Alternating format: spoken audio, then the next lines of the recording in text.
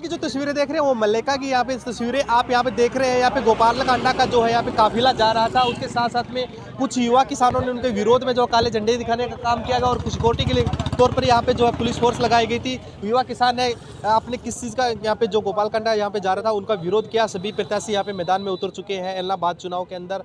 क्या कहेंगे BJP JJP का जिस तरीके से किसान आंदोलन जो चल रहा है उसके विरोध का?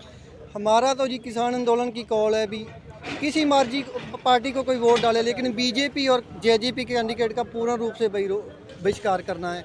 अभी गोपाल कांडा यहाँ से गुजरा, हमने उसका पूर्ण जोर से काले झंडे लेकर विरोध किया। दूसरी बात, अभी हमें केसूपुरा से कॉल आई थी भी केसूपुरा में गोपाल कांडा कुत्तावट वाली साइड से आ रहा है, लेकिन हम जैसे किसान वहाँ से इकट्ठे हुए उसने अपना रूट डाइवर्ट करके इधर मैना वाली साइड निकल गया। देखो इतना खौफ है उसे किसानों का। लगातार आप उनका विरोध भी कर रहे हैं, उसके साथ साथ में फिर भी वो मतलब अपने वोट मांगने के लिए जा रहे हैं, गांव टू गांव जा रहे हैं। माहौल किस तरीके का बनना चाह रहे हैं इस तरीके से? सबसे बड़ी बात तो ये बेशर्मी है। दूसरी बात है जी बलात्कारी को कोई वोट नहीं डालता। तीसरी बात ये उनका अहंकार है, क्योंकि उनको पता है आज सेंटर और स्टेट सरकार हमारे साथ खड़ी है, तभी वो गाँव में घुस रहे हैं। आप यहाँ पे मिलिट्री देख सकते हैं, अगर ये मिलिट्री ना हो, पुलिस ना हो, उनके साथ हो, गांव में घुस के दिखा दे। जैसे अभय चौटाला ने इस्तीफा दिया था किसानों के हित में, क्या अभय चौटाला दोबारा से यहाँ से जीत के निकल सकते हैं?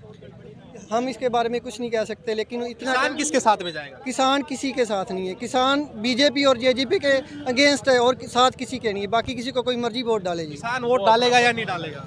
वोट डालेगा, बिल्कुल डालेगा, पर उन अपनी किसी की पर्सनल राय है। बीजेपी जेजेपी की छोड़ कर किसी को भी डाल सकता है वो। मुद्दे क्या है इस चुनाव में? इस चुनाव में सबसे बड़ी बात ये है, बीजेपी और जेजेपी ये जो कह रहे हैं भाई, सबसे बड़ी बात, जब पिछला इलेक्शन हुआ था बीजेपी सरकार बनी थी, इनका 10 सीटें दुष्यंत चौटाले के साथ मिलके इन्होंने बनाई थी। गोविंद कांडा और गोपाल कांडा सिरसा सीट से जीता था। इसको मिनिस्टर बनाने के लिए जब सुनीता दुग्गल यहाँ से हेलीकॉप्टर पे लेके गई थी, तो इनके सेंटर के मिनिस्टरों ने ये कहा था ये एक बलात्कारी है, इसको हम कोई मिनिस्ट्री या अपनी सरकार में ओहदा नहीं देंगे।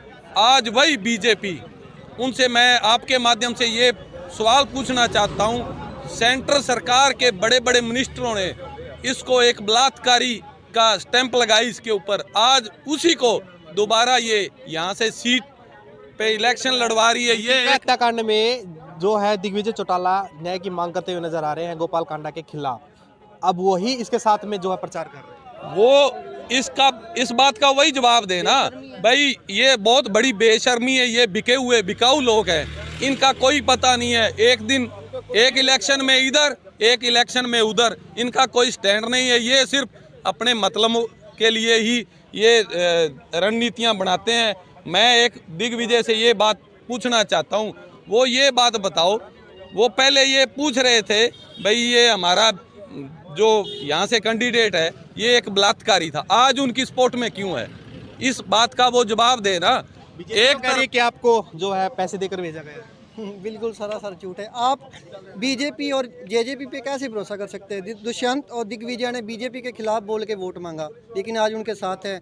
एक दिन था जब दिग्विजय चौटाला बोल रहा था गीत का तेरे कातिल अभी जिंदा है, तुझे अभी इंसाफ नहीं मिला, और आज वो उन्हीं बलात्कारियों के साथ खड़ा है। आप उसकी बात पे कैसे विश्वास कर सकते हो? ये कांग्रेस प्रत्याशी में बारे में क्या है? वो क्या कहना जी, उनका क्या पता। पहले नैलो में, फिर कांग्रेस में, आज फिर बीजेपी, आज कांग्रेस में। हम क्या कह सकते हैं इनके बारे में? ये सारे दलाल हैं जी।